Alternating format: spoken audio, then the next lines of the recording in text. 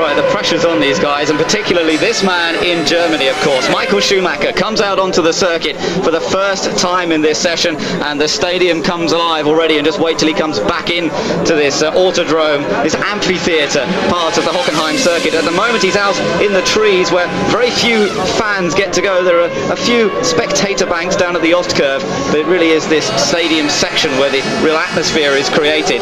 Schumacher very much in with a shout. How do you consider the way he deals with the media? He seems very controlled and very able to deal with it. I think he seems that way to us because we don't speak German as a first language. In fact, in Germany, Schumacher comes under tremendous media pressure. He had a 10-page article about him in Der Spiegel, which more or less accused him of being interested only in money and not being a sportsman at all. This is a hell of a thing to have happen to you in your own country's premier magazine. Luckily, we don't read about this in England. We're under the impression that the whole of Germany is behind Schumacher. It's not necessarily so. He has pressure too. He's der Herr Weltmeister. That means he has to perform. The pressure he comes under when he even fails in one race is just colossal. What he's very, very good at is being cool about it. He really cares less about the media, I think, than most other drivers. He can shut them out. He has a personality characteristic which is very, very valuable to a driver, the gift of detachment. Clive, how do you think a driver develops that? We're just watching Schumacher still coming up to complete his first out lap, but you talk about this ability like a rhinoceros's skin to just detach yourself from it. How does a person, how does a driver actually do that? I don't think they start off that way. I think any people who are engaged in high performance activities are sensitive, or they wouldn't be high performing. So they have to develop a suit of armour. Remember the way Senna did it? I think with Senna it started with religion. Senna really only talked to God, and he figured if he and God were having a conversation, he didn't have to care about all those other voices. Well, Ron Dennis was in there somewhere as well, you know, Clive. That's true. But I think Schumacher's getting better at it. Well, Michael Schumacher now goes on to the start of his first attempt to qualify here. And remember, they're only going to do 1 or 2 laps at a time on their set of tyres. So this is our first chance to see just what sort of time he can establish. Jean Alesi is also on circuit at the same time. Indeed, and it's Jean Alesi who is currently quickest on this part of track. We now watch Michael Schumacher, but Schumacher 3/4 of a second faster into that first chicane. Not too aggressive on the curves. Watch the exit. Don't ride it too much. Keep the power on. So Alesi we've got currently the quickest, but Schumacher just eclipsed him. 337 kilometers per hour. That was his speed down the first straight. Now down into the Ostkurve. Easy to run too deep. Watch the change of direction from left, right, left, back. Here's the part of track. He was off the circuit this morning, but much better, much cleaner exit. Now coming down the third, straight into that center chicane. So we wait to see where Alesi is. He will be about maybe 10 seconds ahead of Michael Schumacher to see whether he can continue his first lap's progress. Yes, Pedro Diniz with the fastest time at the moment. That's about to be shattered. His 1:47.005 is still the mark that's been set, but Jean Alesi is on a much quicker lap. He's just a little ahead of Michael Schumacher on the road. There's no doubt that Alesi's going to go fastest, but Schumacher now back into the stadium, and watch the flag waving here. And Schumacher 57.201, over 0.8 of a second quicker than Jean Alesi. Jean Alesi's time 1:45.474. Michael Schumacher coming into this oval curve. Easy to overdrive the first part. Critical here, but it is quick because if you're around about 40 seconds at that exit, you will be doing a 44.691. But as you say, John, he lost time on that second section. He's now on to another lap. I don't know whether we're getting a replay of that particular point. Again, he lost time. There you see that's going through the Ostkurve chicane, trying so hard. And when you get to the outer edge of the envelope of performance of a Formula 1 car, Damon Hill is being pushed. That's what went wrong down in the center chicane.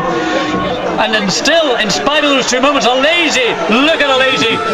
He's driving the Benetton Renault. You think that was a go-kart the way he chased the tail of the car around. 5/10 down. 5/10, probably 2/10 of it was lost in that little moment. Again, ragged edge on the exit out of the stadium. And Flavio Briatore's face impassive. Fabulous to see Alesi totally committed once again, but he's down in 5th position at the moment. Now let's see at the first split point whether that commitment through the first corner, well, just 99 thousandths of a second slower than Schumacher to that point. Now he's got Renault V10 power. It's as good as any power out there. That's going to drag him down to the next chicane, but is it going to be enough for him to move up from 5th place? Well, the Benetton tail certainly wagging the dog around the chicanes, but Alesi doesn't mind. He only worries about the front. He wants front end grip. He's prepared to let the tail literally swing one way, then back the other way, the pendulum effect, which for most drivers is get out of the throttle, but a lady doesn't lift. Let's take a look. This was in fact coming out of the final corner that started off this lap, and you can see he really had that car sliding around there. You can see he's a great rain driver, can't you? It looks as if it was raining now, what he's doing. Something which has not been the case throughout the season, especially in that high downforce situation. Yes, and that's a good slide from Gerhard Berger. He really had the back end of the Benetton out there, but he kept it all under control. But as I was about to say, it's actually quite a bumpy circuit, this one as well. It's not as if it's a very, very smooth track. 0.2 of a second down at the second split, but that could still mean that he could get up there a little bit. He's fourth at the moment. If he stayed 0.2 of a second down, then he could well move up into second or third place. So these last few corners are going to be absolutely critical here if the Benetton Renault is going to be on the front row. And it's here if it's going to be 40 seconds at this point. It certainly looks to me Berger could improve from fourth up to third. In fact, he's done one better. He's up to second place. Looked a lovely exit out into this long first straight. Car positioned properly. Good exit speed. We wait a few more seconds to know, can he improve? 21, he's 64 thousandths of a second down. A minute amount of time, but look, under braking, the back end started to drift away. He has to check the throttle. So Hill's on a flying lap now then. Can he keep it all under control here?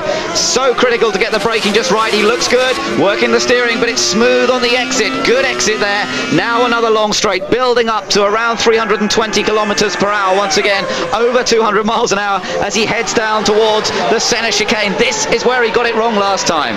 Braked marginally earlier. I'm talking about feet in clean. Good change of direction. Picks up the throttle. It's a gradual pickup. It's not a slam of the door. Irvine ahead of him on new tyres, wandering around the track, just preparing himself. But there, the critical time on the left of the screen. 3.5 tenths quicker, Damon Hill. Now in the final stadium, will Irvine get through it ahead of Hill, or will this be even more frustration? Damon Hill, 56.939 for that second intermediate. The time clearly of Schumacher is under the biggest threat. Oh, and Damon Hill almost loses it. And has he lost the initiative? Has he lost the momentum? On the exit, it's still going to be close, but is it good enough? No, it's not. The third fastest time, and Hill will be cursing himself inside that cockpit. He had it all there. He had it in his hands, the pole position. He threw it away with that one sideways moment through the penultimate corner, and he will be kicking himself, if that's possible, inside the cockpit of a Formula One car. Well, I don't know whose curve. I mean, I have to say a slight oversteer, but really nothing to worry about. But the oversteer that cost him this lap was in that Opel, that double right-hand Opel curve. This straight, for example, really quite a long straight, and yet they cover it in such a short time. Well, clearly Schumacher has run down. Just 19 thousandths of a second, Schumacher on Schumacher. So it was here that Schumacher picked up a bunch of time. But look, Villeneuve ahead of him. Is he dropping back? Schumacher 3.26 at that second intermediate. Quickest time ever. The horns, the fireworks, the flags, the German fans are going mad, and so are we. Out of the final couple of corners then, Villeneuve heading for improvement, but what about Schumacher? Can he take pole even faster here? A 1:44.685. One twitch away from it last time, yeah. One twitch away, absolutely, from a provisional pole. Yeah. Again, 65 thousandth of a second, but it all went wrong, and almost again on the exit of the I-Jeep curve into the Sachs curve, the corner that is so easy to make a mistake. Control is what it's all about at this part of a lap. We saw great control from Mika Häkkinen. We've seen it from Michael Schumacher. It is in this final corner, and again a big twitch and time lost. Villeneuve will not move up from 6th. Schumacher comes slowly back into the pits, and I think that's the end of his running for this afternoon, because he's now, yes it is, he's completed 11 laps. He can't come out again, and he now just has to sit, watch and wait, and with only 0.05 of a second advantage over Gerhard Berger. What about it? Can Gerhard Berger snatch pole in the closing moments of this session? The pole sitter here in 1994 now going for pole with Benetton Renault. So time on the left, can he beat that time? 22 thousandths down. Also on track is Damon Hill, but Gerhard Berger's time was a 10th of a second quicker than Hill, and Berger glorious on the exit out of the Jim Clark chicane. Slides that Benetton in a proper four-wheel drift. People complain these cars don't oversteer. Well, I tell you what, they must have their eyes shut, because there's plenty of it here today. 1.184 of a second, but Damon Hill, you lost it in the Opel curve, you will know you lost it there. Control once more. This is where it's critical. This is where he lost the time last time. Can Damon Hill hold on to it? He's smoother this time through the Opel curve. Looks good. He's got one corner to go. Oversteer again at the wrong point, but it's close. It will be a marginal improvement on Schumacher. Marginal, half a second. His hand popped out. He saw it on board.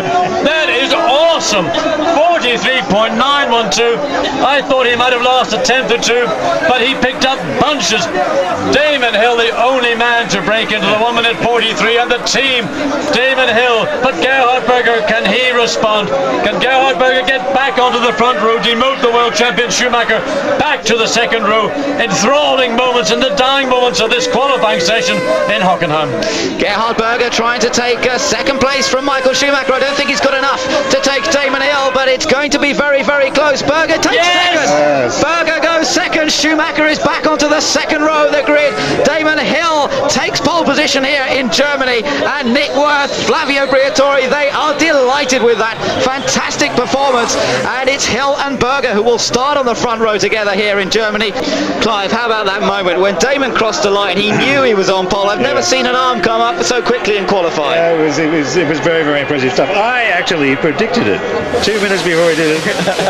This guy was going to do it, and lo and behold, it happened. I've seldom been right. Well, I can tell you something about qualifying. It's practically as good as the race. Well, I tell you the trick is to make the race as good as that. Indeed, and I think you will have a race here on Sunday afternoon that will be absolutely spellbinding, because the pattern of the grid with Hill and Berger on the front row, Schumacher, Hakkinen behind, a lazy Villeneuve, those six are going to provide us with an entertaining afternoon like we haven't seen probably